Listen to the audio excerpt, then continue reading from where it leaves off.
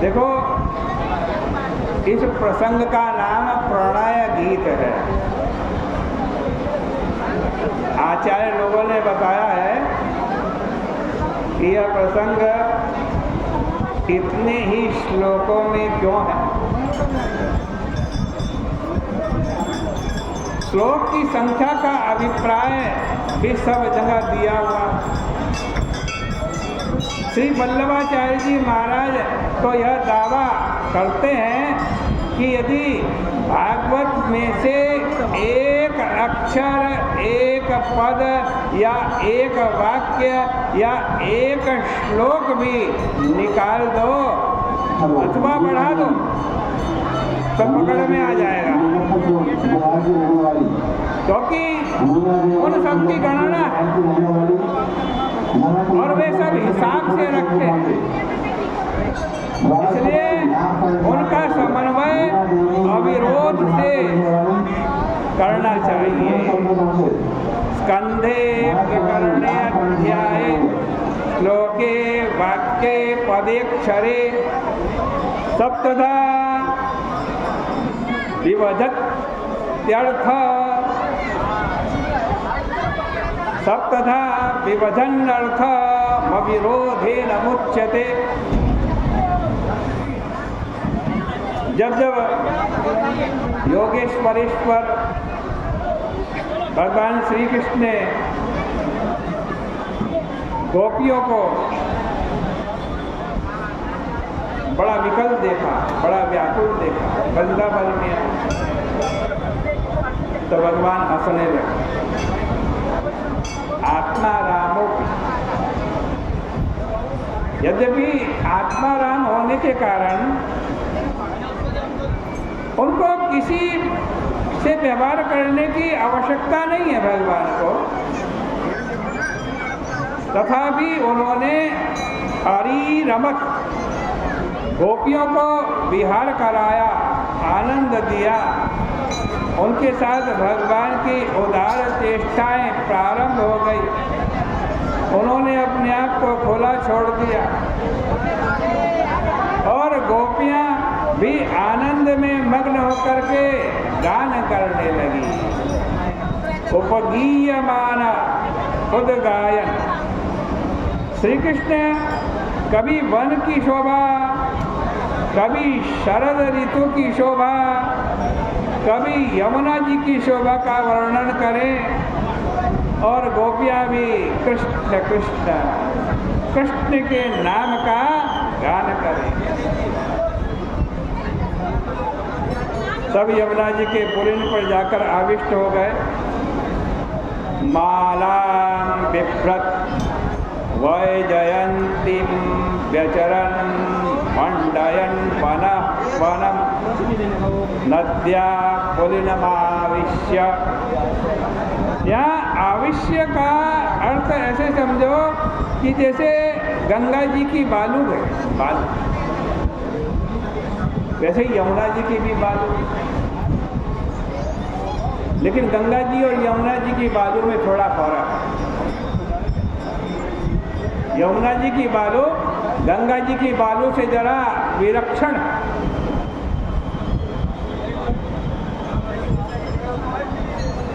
यमुना जी की बालू का एक कर्ण गौर है और एक कर्ण श्याम है।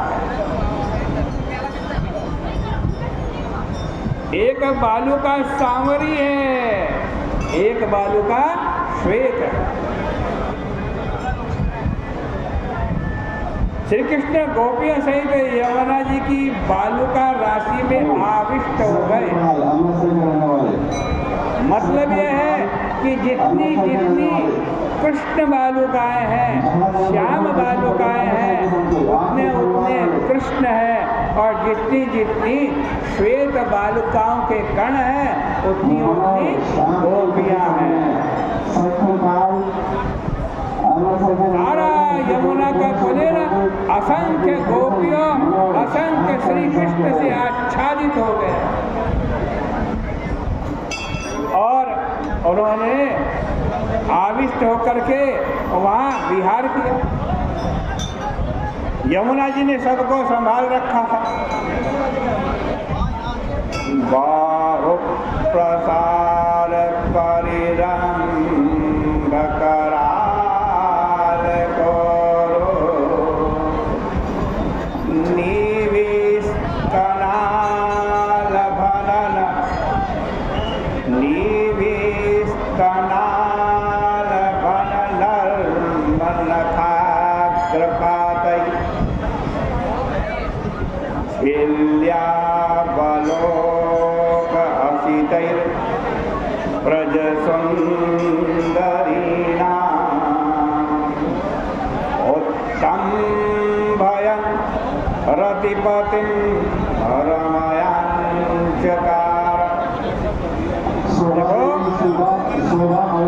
यदि भगवान के विहार का वर्णन करते हुए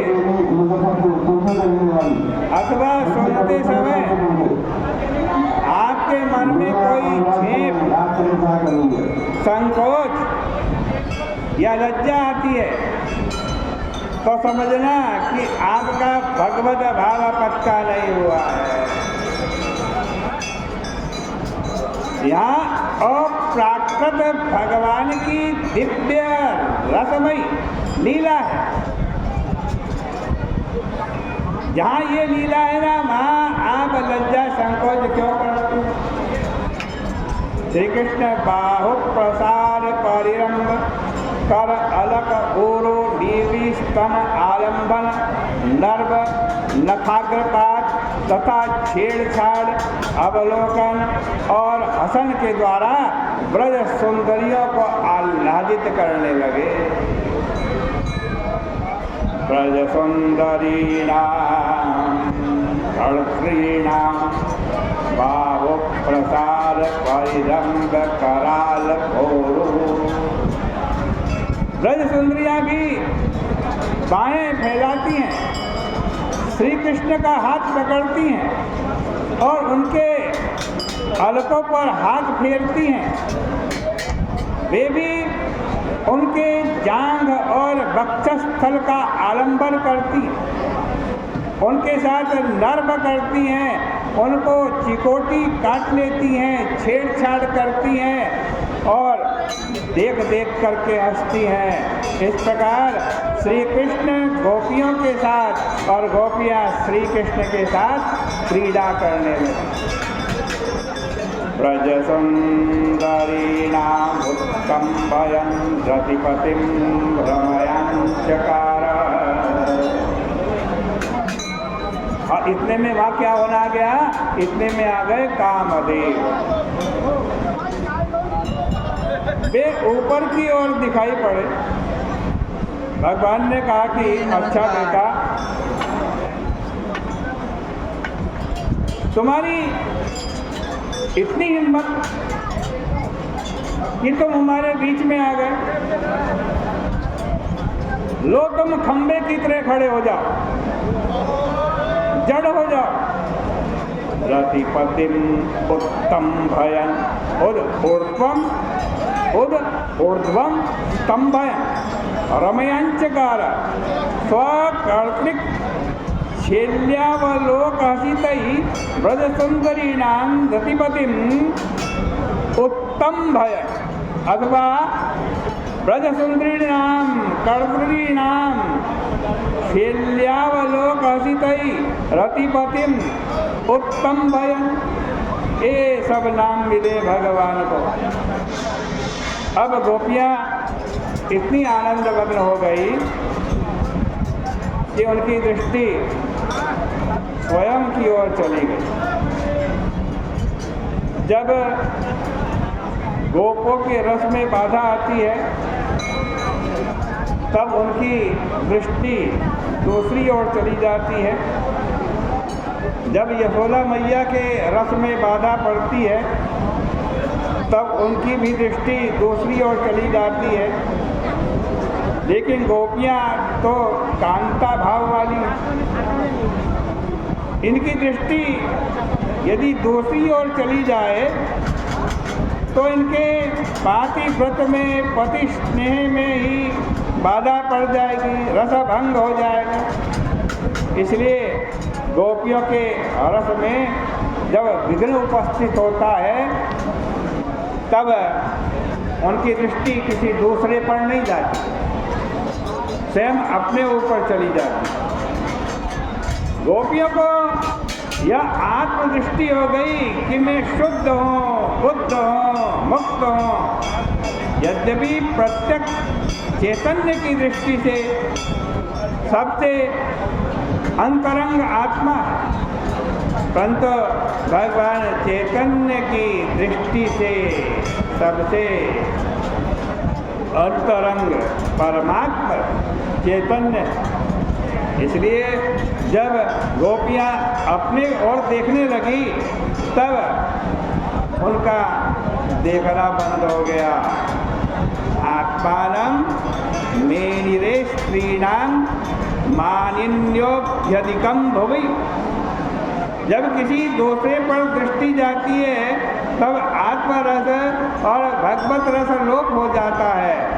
जब अपने पर दृष्टि जाती है तब विषय रस और भगवत रस लोप हो जाता है, और जब भगवान पर दृष्टि जाती है तब आत्मरस और विषय रस का लोप हो जाता है।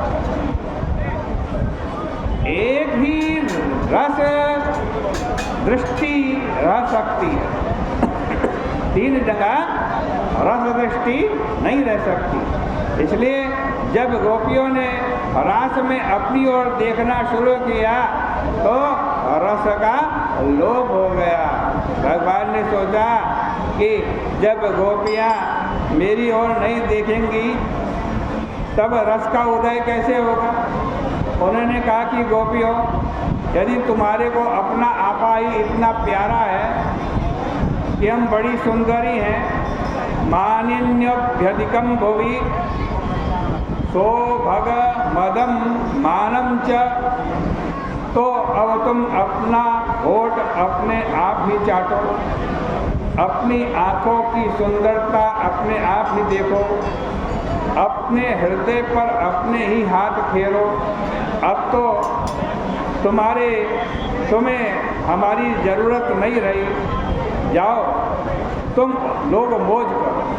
इस प्रकार प्रशमाय प्रसादाय, गोपियों के मद का प्रशमन करने के लिए अथवा श्री राधा रानी के मान को मनाने के लिए तत्रैव वान्तर धीयत, भगवान ने उनका अनादर किया और अन्यत्र कहीं न जाकर तत्रैव वहीं कहीं किसी गोपी की ओढ़नी का शाल इधर उधर से खींचकर उससे अपने आप को ढक लिया तथा घूंघट काट करके एक और खड़े हो गए।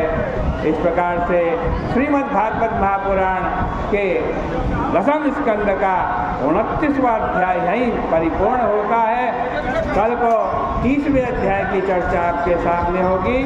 आज की चर्चा यहीं विराम करते हैं। बोले कृष्ण कन्हैया लाल की जय।